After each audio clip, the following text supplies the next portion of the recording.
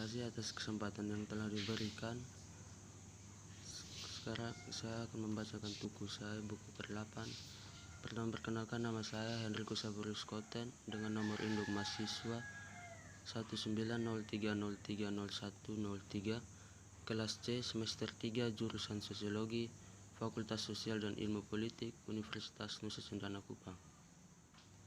Mobilitas sosial, mobilitas kelas, dan perubahan pekerjaan di Amerika Serikat dan Jerman.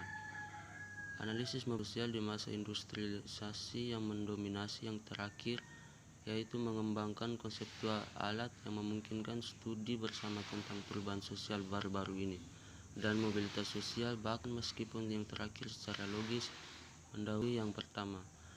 Mempelajari mobilitas sosial yang seringkali merupakan proyek komparatif. Dalam waktu kurang dari 1 abad, berbagai masyarakat bergeser dari utama agraris ataupun pro-industri ke industri, dan akhirnya masyarakat panca industri. Sementara transformasi masyarakat selama abad terakhir bermacam-macam dan begitu substansial, kontemporer mungkin memiliki lebih banyak kesamaan dengan yang lain masyarakat dibandingkan dengan manifestasi sebelumnya 100 tahun yang lalu. Berikut tinjauan yang terpisah-pisah sebagian besar berfokus pada dua sistem sosial yang saling bergantung yang paling penting untuk proses mobilitas, yaitu struktur ekonomi dan negara kesejahteraan. Mobilitas sosial yang dipahami dalam konteks pekerjaan ini menunjukkan lintasan tergenerasi antara dua kelas. Dalam studi tentang mobilitas sosial, ada dua perspektif umumnya dibedakan. Pertama, perspektif diambil dengan mengamati, mendeskripsikan dan menjelaskan secara langsung lalu lintas mobilitas. Jacques Torres distilahkan dalam mobilitas absolut berikut. Saat mempelajari equability yang berbicara tentang pengalaman mobilitas, menekankan bahwa fenomena yang didiskusikan secara langsung dirasakan dan ditafsirkan oleh individu. Perspektif kedua memerlukan studi komparatif antara generalitas nasional antara kelas yang berbeda disebut mobilitas relatif. Mobilitas sosial yang dipahami dalam konteks pekerjaan ini menunjukkan lintasan tergenerasi antara dua kelas. Dalam studi tentang mobilitas sosial, ada dua perspektif umumnya dibedakan. Diambil dengan mengamati, mendeskripsikan dan menjelaskan secara langsung lalu lintas mobilitas. Klasik sosiologis Max Weber dan Durkheim mengidentifikasi proses rasionalisasi yang sedang berlangsung sebagai hal yang tak terhindarkan dan transformasi persepsi dalam perubahan masyarakat melalui studi mengubah tingkat pekerjaan menurut sektor industri. Fase formatif struktur ketenaga kerjaan negara-negara dapat berbeda selama abad terakhir. Pertama, masyarakat menjadi pasca pertanian, semakin sedikit individu dipekerjakan di pertanian.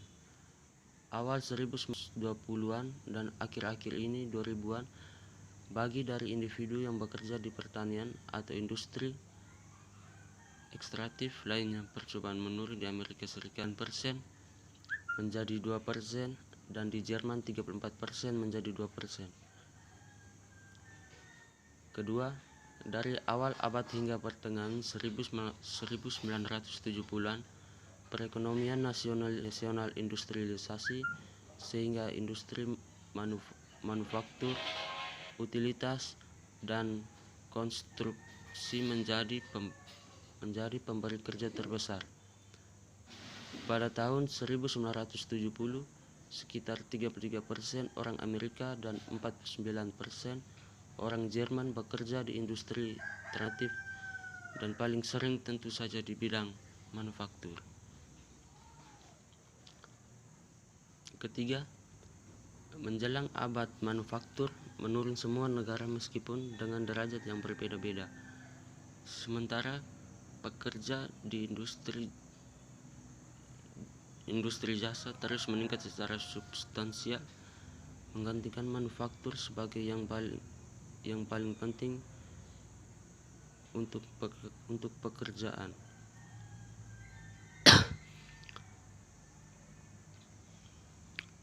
Di pekerjaan di bidang manufaktur pada akhir tahun 2000-an, bagian mereka turun di Amerika Serikat, menyatakan seperlima dari populasi yang bekerja. Perluasan layanan itu sebagai besar didorong industri. Pekerjaan di produsen dan bisnis layanan, atau misalnya di kebayangkan perbankan, asuransi, real estate, teknik dan akuntansi, dan layanan sosial, misalnya kebayangkan layanan pendidikan, kesehatan dan kesejahteraan.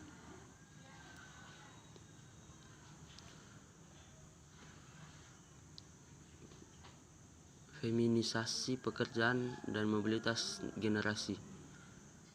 Peningkatan lapangan kerja perempuan bisa dibilang mempengaruhi mobilitas perempuan.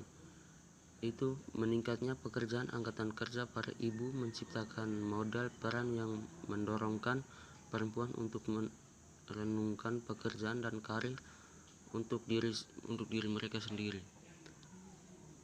Sementara ini argumen tidak bisa cukup ditekankan. Alasan keuangan juga mungkin bermain bersama. Sampai-sampai feminisasi kerja juga berarti kemunduran hubungan kerja standar untuk pria dan wanita. Anak perempuan dapat belajar awal bahwa hanya rumah tangga berpenghasilan ganda yang mampu memiliki standar hidup tertentu atau hindari kemiskinan. Dengan demikian, pekerjaan masa depan tidak hanya menjadi kesempatan untuk memenuhi kebutuhan pengisian, tetapi juga kebutuhan murni yang dapat mengarah pada strategi orang tua awal yang memungkinkan pencapaian pekerja putri. Apakah rezim negara kesejahteraan awalnya berkonsolidasi di sekitar tekanan masa politik seperti gerakan buruh yang semakin bermusuhan di Jerman, atau hasil dari koalisi kelas antara petani dan pekerja?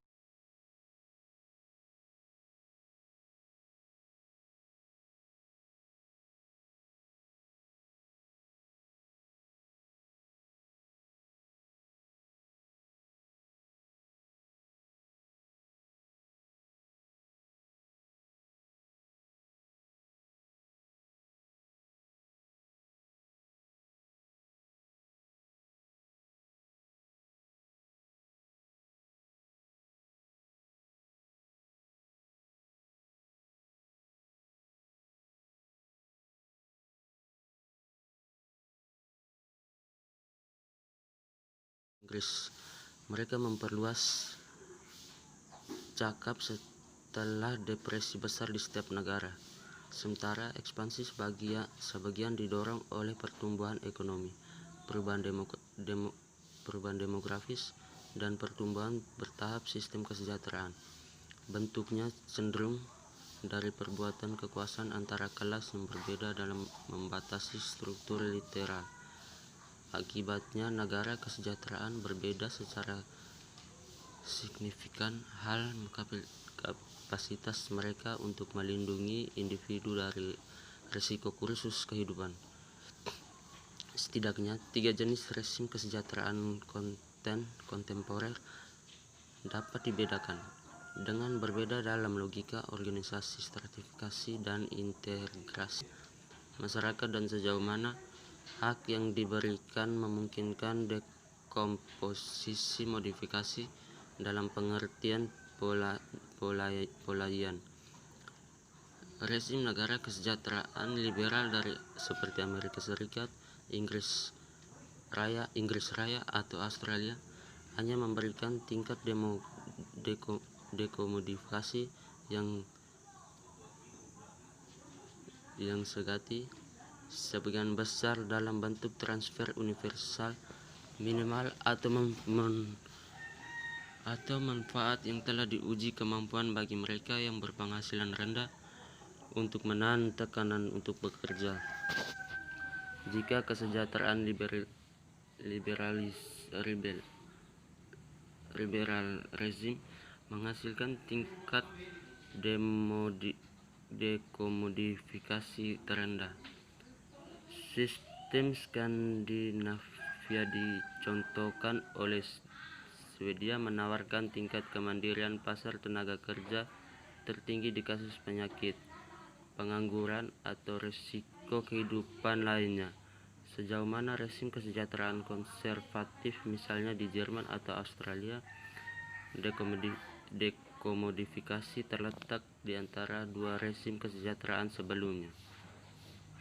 Rezim kesejahteraan konservatif bergantung terutama pada keluarga dan negara untuk mencapainya. Dekomodifikasi melalui polis berbasis asuransi korporatis yang mengutamakan marli menciptakan pelestarian status di masa tua atau hari ini hanya sementara dalam kasus pengangguran. Model keluarga tradisional seperti laki-laki pencari nafkah, model pengurus rumah tangga seperti perempuan sangat lazim di sini karena keakraban Katolik, sifat yang terkandung dalam prinsip subsidiaritas, memberi insentif pada pekerjaan perawatan di rumah pribadi, memegang dan melakukan relatif sedikit untuk mendorong pekerjaan perempuan. Berikut masuk kepada perluasan jaring jaminan sosial dan meningkatnya pendapatan. Dalam fase pekerjaan penuh mungkin telah meningkatkan mobilitas ke atas melalui menstabilkan prospek masa depan dan mengurangi biaya sakit, cacat, atau usia tua.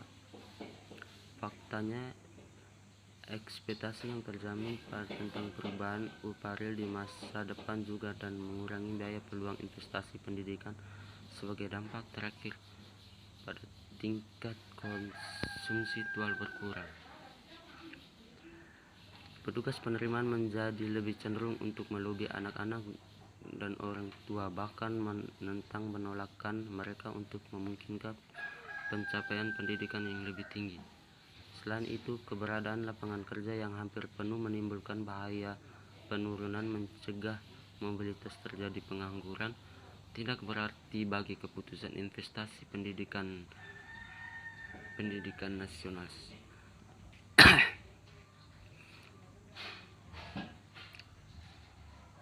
Pendidikan ekspansi memerlukan penciptaan sekolah baru, terutama di daerah pedesaan. Universitas menghapuskan atau mengurangkan biaya sekolah dan universitas.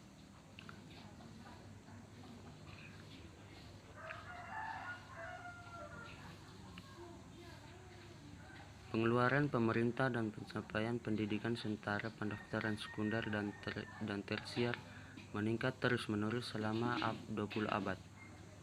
Namun demikian, pengeluaran pemerintah untuk pendidikan sebagai bagian dari per PDB kapita berkembang lebih tidak menentu. Investasi pendidikan publik naik selama pengaruh pertama abad ke-20 hanya menurun secara substansial sekitar Perang Dunia Kedua.